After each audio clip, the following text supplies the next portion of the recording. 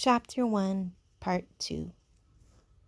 A child had appeared among the palms about 100 yards along the beach. He was a boy of perhaps 6 years, sturdy and fair, his clothes torn, his face covered with a sticky mess of fruit. His trousers had been lowered for an obvious purpose and had only been pulled back halfway. He jumped off the palm terrace into the sand and his trousers fell about his ankles. He stepped out of them and trotted to the platform. Piggy helped him up. Meanwhile, Ralph continued to blow till voices shouted in the forest. The small boy squatted in front of Ralph, looking up brightly and vertically. As he received the reassurance of something purposeful being done, he began to look satisfied, and his only clean digit, a pink thumb, slid into his mouth. Piggy leaned down to him. "What's your name?" "Johnny." Piggy muttered the name to himself, and then shouted it to Ralph, who was not interested because he was still blowing. His face was dark with the violent pleasure of making the stupendous noise, and his heart was making the stretched shirt shake. The shouting in the forest was nearer. Signs of life were visible now on the beach. The sand started trembling beneath the heat haze, concealed many figures in its miles of length. Boys were making their way toward the platform through the hot, dumb sand. 3 small children, no older than Johnny, appeared from startlingly close at hand, where they had been gorging fruit in the forest. A dark little boy, not much younger than Piggy, parted a tangle of undergrowth, walked on the platform, and smiled cheerfully at everybody. More and more of them came. Taking their cue from the innocent Johnny, they sat down on the fallen palm trees and waited. Ralph continued to blow short, penetrating blasts. Piggy moved among the crowd, asking names and frowning to remember them. The children gave him the same simple obedience that they had given to the men with megaphones. Some were naked and carrying their clothes. Others half naked or more or less dressed in school uniforms, gray, blue, fawn, jacketed, or jerseyed. There were badges, mottos even, stripes of color and stockings and pullovers, their heads clustered above the trunks in the green shade, heads brown, fair, black, chestnut, sandy, mouse-colored, heads muttering, whispering, heads full of eyes that watched Ralph and speculated. Something was being done. The children who came along the beach, singly or in twos, leapt into visibility when they crossed the line from heat haze to nearer sand. Here the eye was first attracted to a black, bat-like creature that danced on the sand and only later perceived the body above it. The bat was the child's shadow, shrunk by the vertical sun to a patch between the hurrying feet. Even while he blew, Ralph noticed the last pair of bodies that reached the platform above a fluttering patch of black. The 2 boys, bullet-headed and with hair like tow, flung themselves down and lay grinning and panting at Ralph like dogs. They were twins, and the eye was shocked and incredulous at such cheery duplication. They breathed together. They grinned together. They were chunky and vital. They raised wet lips at Ralph, for they seemed provided with not quite enough skin, so that their profiles were blurred and their mouths pulled open. Piggy bent his flashing glasses to them and could be heard between the blasts repeating their names. Sam, Eric, Sam, Eric. Then he got muddled. The twins shook their heads and pointed at each other, and the crowd laughed. At last, Ralph ceased to blow and sat there, the conch trailing from one hand, his head bowed on his knees. As the echoes died away, so did the laughter, and there was silence. Within the diamond haze of the beach, something dark was fumbling along. Ralph saw it first and watched till the intentness of his gaze drew all eyes that way, and then the creature stepped from mirage onto clear sand and they saw that the darkness was not all shadow, but mostly clothing. The creature was a party of boys marching approximately in step in two parallel lines and dressed in strangely eccentric clothing. Shorts, shirts, and different garments they carried in their hands, but each boy wore a square black cap with a silver badge on it. Their bodies, from throat to ankle, were hidden by black cloaks which bore a long silver cross on the left breast, and each neck was finished off with a ham-bone frill. The heat of the tropics, the descent, the search for food, and now the sweaty march along the blazing beach had given them the complexions of newly washed plums. The boy who controlled them was dressed in the same way, though his cap badge was golden. When his party was about 10 yards from the platform, he shouted an order, and they halted, gasping, sweating, swaying in the fierce light. The boy himself came forward, vaulted onto the platform with his cloak flying, and peered into what to him was almost complete darkness. "Where's the man with the trumpet?" Ralph, sensing his sun-blindness, answered him. "There's no man with a trumpet, only me." The boy came close and peered down at Ralph, screwing up his face as he did so. What he saw of the fair-haired boy, with the creamy shawl on his knees, did not seem to satisfy him. He turned quickly, his back cloak circling. "Isn't there a ship, then?" Inside the floating cloak he was tall, thin, and bony, and his hair was red beneath the black cap. His face was crumpled and freckled, and ugly, without silliness. Out of this face stared two light blue eyes, frustrated now, and turning, or ready to turn, to anger. "Isn't there a man here?" Ralph spoke to his back. "No, we're having a meeting. Come and join in." The group of cloaked boys began to scatter from close line. The tall boy shouted at them, "Choir, stand still!" Wearily obedient, the choir huddled into the line and stood there, swaying in the sun. None the less, some began to protest faintly. "But, Meridew, please, Meridew, can't we—" And then one of the boys flopped on his face in the sand, and the line broke up. They heaved the fallen boy to the platform, and they let him lie. Meridew, his eyes staring, made the best of a bad job. "All right, then. Sit down. Let him alone." "But, Meridew—" "He's always throwing a feat," said Meridew. "He did it in Gib, and Addis, and at Mountains over the Printer." This last piece of shot brought sniggers from the choir, who perched like black birds on the crisscross trunks and examined Ralph with interest. Piggy asked no names. He was intimidated by this uniform superiority and the offhand authority in Meridew's voice. He shrank to the other side of Ralph and busied himself with the glasses. Meridew turned to Ralph. "Aren't there any grown-ups?" "No." Meridew sat down on the trunk and looked around the circle. "Then we'll have to look after ourselves." Secure on the other side of Ralph, Piggy spoke timidly. "That's why Ralph made a meeting, so as we can decide what to do. We've heard names. That's Johnny. Those two, they're twins, Sam and Eric. Which is Eric? You? No, you're Sam." "I'm Sam, and I'm Eric."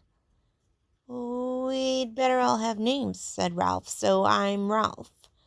"We most got names," said Piggy. "Got 'em just now." "Kids' names," said Meridew. "Why should I be Jack? I'm Meridew." Ralph turned to him quickly. This was the voice of one who knew his own mind. "Then," went on Piggy, "that boy, I forget." "You're talking too much," said Jack Meridew. "Shut up, Fatty." Laughter rose.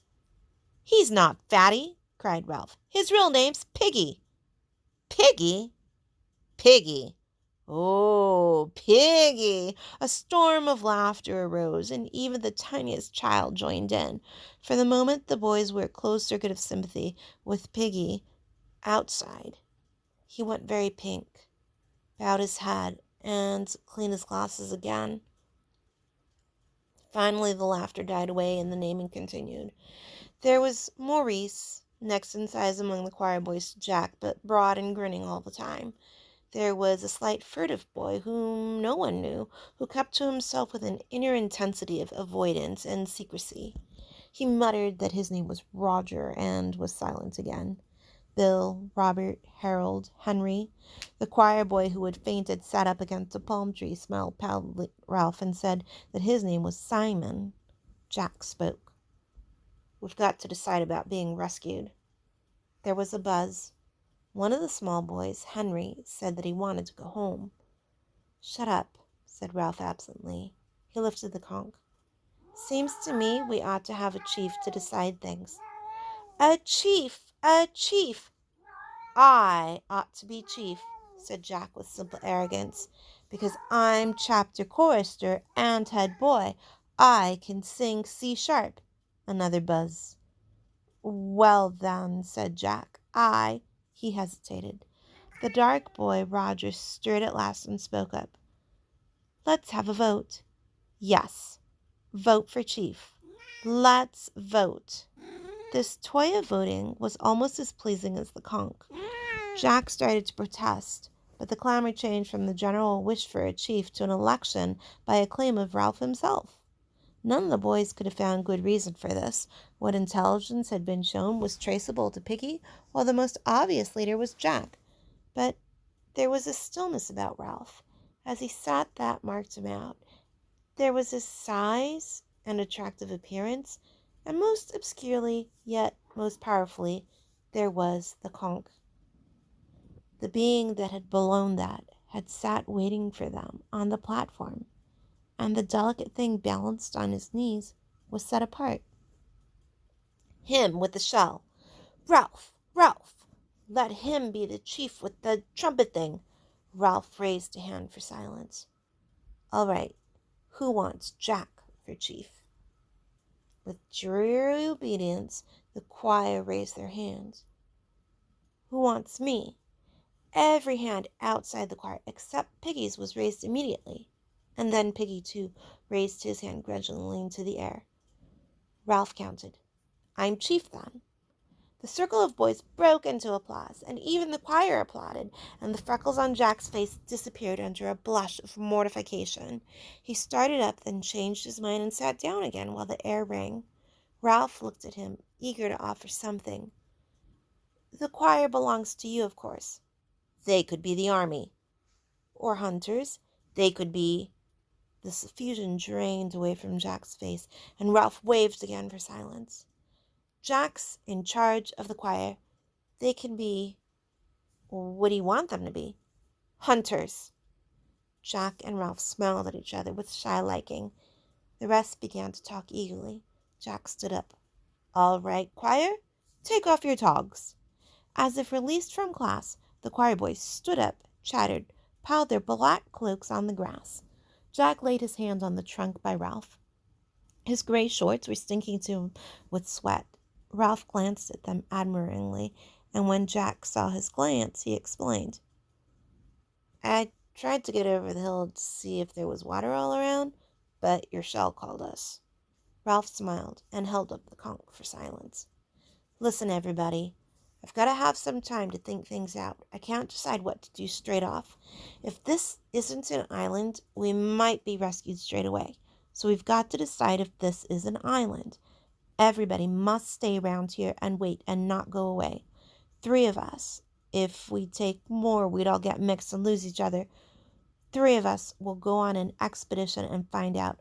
I'll go, and Jack, and he looked around the circle of eager faces. There was no lack of boys to choose from. "And Simon." The boys around Simon giggled, and he stood up laughing a little. Now that the pallor of his faint was over, he was a skinny, vivid little boy, with a glance coming up from under a hut of straight hair that hung down, black and coarse. He nodded at Ralph. "I'll come." "And I—" Jack snatched from behind him a sizable sheath knife and clouted it into a trunk. The buzz rose and died away. Piggy stirred. "I'll come," Ralph turned to him. You're no good on a job like this. All the same, we don't want you, said Jack flatly. Three's enough. Piggy's glasses flashed. I was with him when he found the conch. I was with him before anyone else was. Jack and the others paid no attention. There was a general dispersal. Ralph, Jack, and Simon jumped off the platform and walked along the sand past the bathing pool. Piggy hung, bumbling behind them. If Simon walks in the middle of us, said Ralph, then we could talk over his head. The three of them fell into step. This meant that every now and then Simon had to do a double shuffle to catch up with the others. Presently, Ralph stopped and turned back to Piggy. Look! Jack and Simon pretended to notice nothing, and they walked on. You can't come. Piggy's glasses were misted again, this time with humiliation. You told him after what I said. His face flushed, his mouth trembled. After I said I didn't want... What on earth are you talking about? About being called Piggy. I said I didn't care as long as they didn't call me Piggy, and I said not to tell, and then you went and said straight out. Stillness descended on them.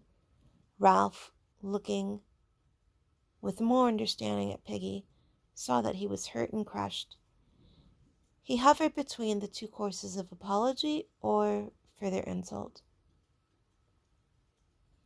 Better Piggy than Fatty, he said at last, with the directness of genuine leadership. And anyway, I'm sorry if you feel like that. No, go back, Piggy, and take names. That's your job. So long. He turned and raced after the other two. Piggy stood, and the rose of indignation faded slowly from his cheeks. He went back to the platform. The three boys walked briskly on the sand. The tide was low, and there was a strip of weed-strewn beach that was almost as firm as a road.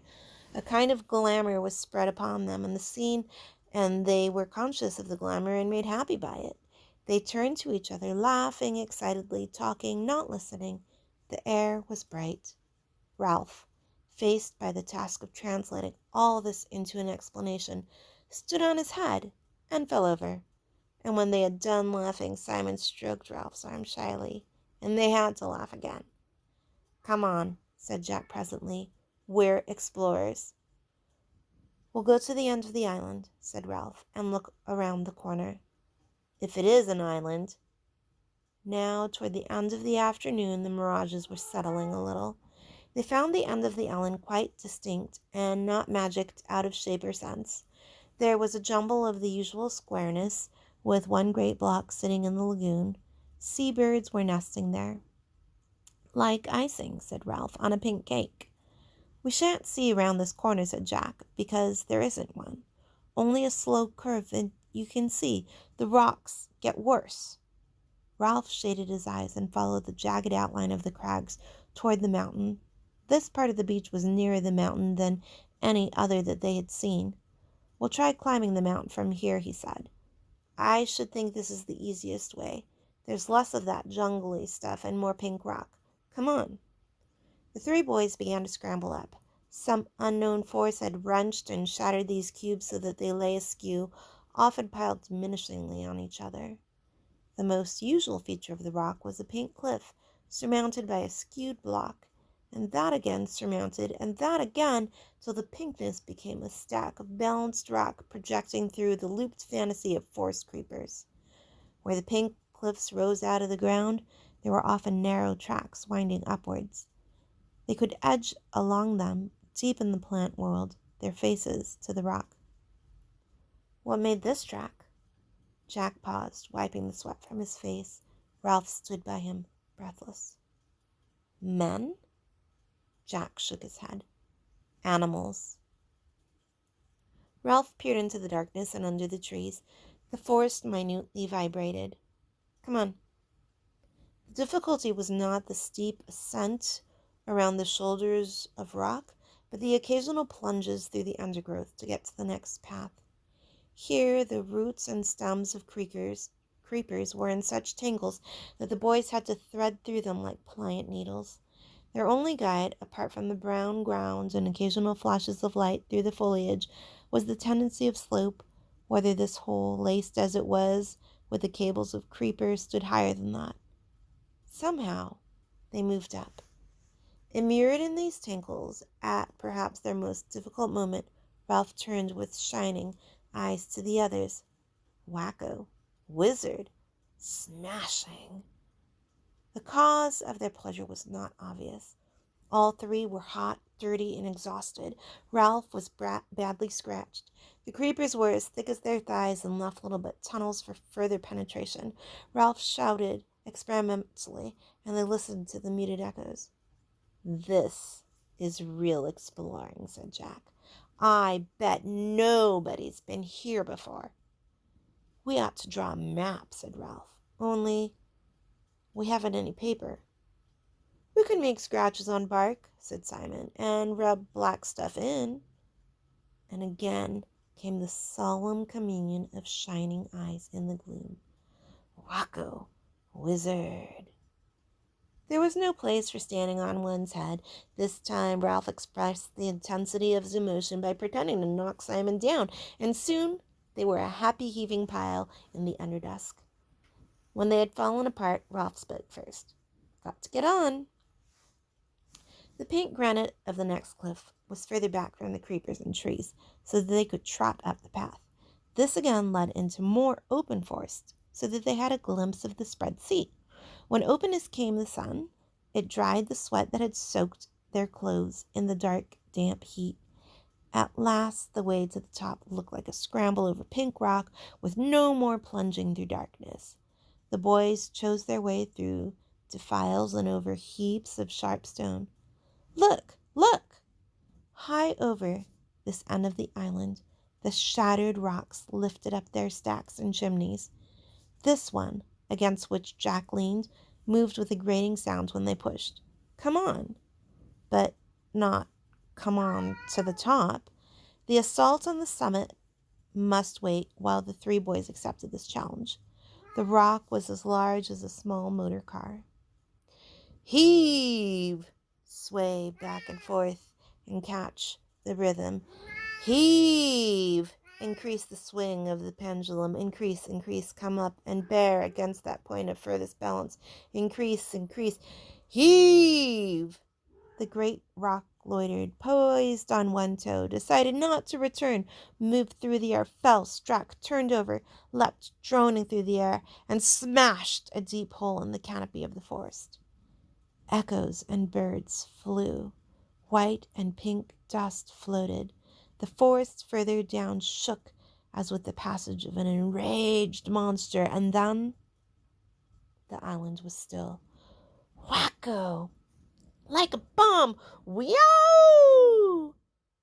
Not for 5 minutes could they drag themselves away from this triumph, but they left at last. The way to the top was easy after that. As they reached the last stretch, Ralph stopped. "Golly!" They were on the lip of a circular hollow in the side of the mountain. This was filled with a blue flower, a rock plant of some sort, and the overflow hung down the vent and spilled lavishly among the canopy of the forest. The air was thick with butterflies, lifting, fluttering, settling. Beyond the hollow was the square top of the mountain, and soon they were standing on it. They had guessed before that this was an island, clambering among the pink rocks with the sea on either side and the crystal heights of air.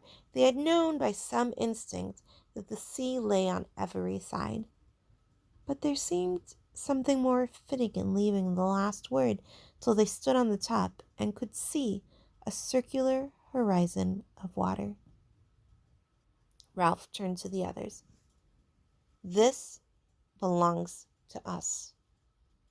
It was roughly boat-shaped, humped near this end, with behind them the jumbled descent to the shore. On either side, rocks, cliffs, treetops, and a steep slope forward there. The length of the boat, a timbered ascent, tree-clad with hints of pink, and then the jungly flat of the island, dense green, but drawn at the end to a pink tail. There, where the island petered out in water, was another island, a rock, almost detached, standing like a fort, facing them across the green with one bold pink bastion. The boys surveyed all this, then looked out to sea. They were high up, and the afternoon had advanced. The view was not robbed of sharpness by mirage. That's a reef, a coral reef. I've seen pictures like that. The reef enclosed more than one side of the island, lying perhaps a mile out and parallel to what they now thought of as their beach. The coral was scribbled in the sea as though a giant had bent down to reproduce the shape of the island in a flowing chalk line, but tired before he had finished. Inside was peacock water, rocks and weeds showing as in an aquarium. Outside was the dark blue of the sea. The tide was running so that long streaks of foam tailed away from the reef, and for a moment they felt as if that boat was moving steadily astern. Jack pointed down. That's where we landed. Beyond falls and cliffs there was a gash visible in the trees. There were the splintered trunks and then the drag, leaving only a fringe of palm between the scar and the sea. There, too, jutting into the lagoon, was the platform, with insect-like figures moving near it. Ralph sketched a twining line from the bald spot on which they stood down a slope, a gully, through flowers, round and down to the rock where the scar started. That's the quickest way back. Eyes shining, mouths open, triumphant, they savored the right of domination. They were lifted up. We're friends. There's no village smoke and no boats, said Ralph wisely. We'll make sure later, but I think it's uninhabited. We'll get food, cried Jack. Hunt, catch things until they fetch us. Simon looked at them both, saying nothing but nodding till his black hair flopped backwards and forward. His face was glowing. Ralph looked down the other way, where there was no reef. Steeper, said Jack. Ralph made a cupping gesture. That bit of forest down there, the mountain, holds it up. Every point of the mountain held up trees, flowers and trees, and now the forest stirred, roared, flailed. The nearer acres of rock flowers fluttered, and for half a minute the breeze blew cool on their faces. Ralph spread his arms. All ours. They laughed and tumbled and shouted on the mountain. I'm hungry. When Simon mentioned his hunger, the others became aware of theirs. Come on, said Ralph. We found out what we wanted to know. They scrambled down a rock slope, trapped among flowers, and made their way under trees. Here they paused and examined the bushes round them curiously. Simon spoke first. Like candles. Candle bushes. Candle buds. The bushes were dark, evergreen, and aromatic, and the many buds were waxen green and folded up against the light. Jack slashed at one with his knife, and the scent spilled over them. Candle buds. You couldn't light them, said Ralph. They just look like candles. Green candles, said Jack contemptuously. We can't eat them. Come on. They were in the beginnings of the thick forest, plonking with weary feet on a track, when they heard the noises, squeakings, and the hard strike of hoofs on a path. As they pushed forward, the squeaking increased till it became a frenzy. They found a piglet, caught in a curtain of creepers, throwing itself at the elastic traces in all the madness of extreme terror. Its voice was thin, needle-sharp, and insistent. The three boys rushed forward, and Jack drew his knife again with a flourish. He raised his arm in the air. There came a pause, a hiatus. The pig continued to scream, and the creepers continued to jerk, and the blade continued to flash at the end of a bony arm. The pause was only long enough for them to understand what an enormity the downward stroke would be. And then the piglet tore loose from the creepers and scurried into the undergrowth. They were left looking at each other and the place of terror. Jack's face was white under the freckles. He noticed that he still held the knife aloft and brought his arm down, replacing the blade into the sheath.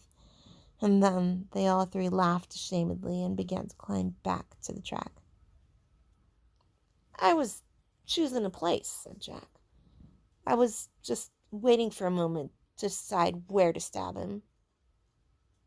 You should stick a pig, said Ralph fiercely. They always talk about sticking a pig. You cut a pig's throat to let the blood out, said Jack. Otherwise, you can't eat the meat. Why didn't you? They knew very well why he had it.